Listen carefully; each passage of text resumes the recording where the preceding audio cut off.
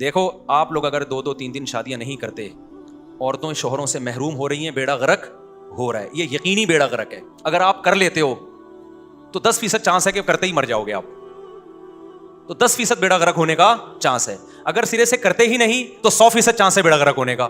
آئی بات سمجھ میں؟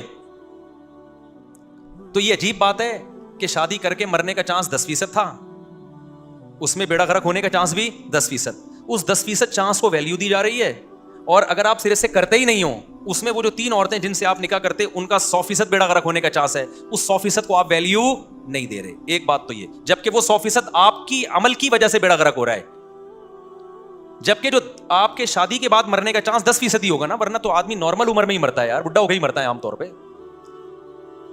تو آپ کے کم عمری میں مرنے کا چانس 10% ہے, جب اور اس میں بھی مرنے کی نسبت آپ کی طرف نہیں ہوگی, اللہ کی طرف سے ہوگی, اللہ نے مارا ہے, آپ کا قصور نہیں ہے. آپ کا ارادہ یہی تھا موت تک ان کو میں نبھاؤں گا ساتھ, ان کے خرچے پورے کروں گا, اتفاق سے مر گئے آپ, تو اس میں آپ کا قصور نہیں ہے. اب جو ان کی شادی نہیں ہو رہی تو ان لوگوں کا قصور ہے کہ جو نہیں کر رہے, تو وہ ان کو ملامت کی جائے گی نا, اللہ کو ملامت کی جائے گی کہ مارا کیوں. اللہ کہتے ہیں میں نے تو پہلے کہ میں کسی بھی ٹائم میں یہ نہیں دیکھتا 4 بیویاں ہیں کہ 2 ہیں 1 ہیں, بچیاں چھوٹی چھوٹی ہیں بڑی ہیں, کسی بھی ٹائم پہ میں کیا کر لوں گا, اٹھا لوں گا بندہ.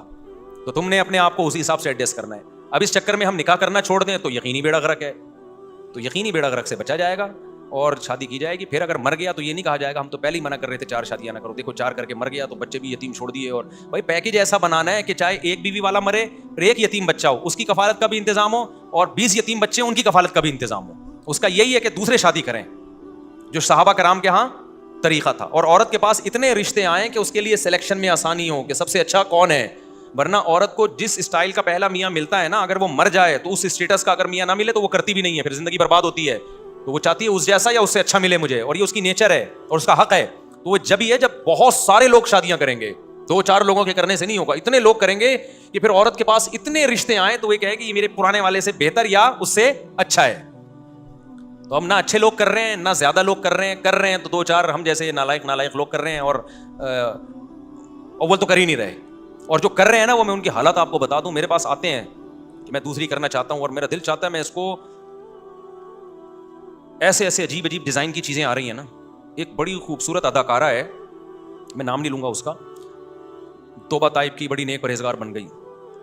ایک صاحب آئے عجیب سے ڈیزائن کے نا, میں کسی کے ڈیزائن کا مذاق نہیں اڑاتا, ہر ایک کا اللہ نے ڈیزائن بنایا, لیکن جب کوئی اس طرح کی بات کر رہا ہو تو پھر ڈیزائن پھر اور برا لگتا ہے.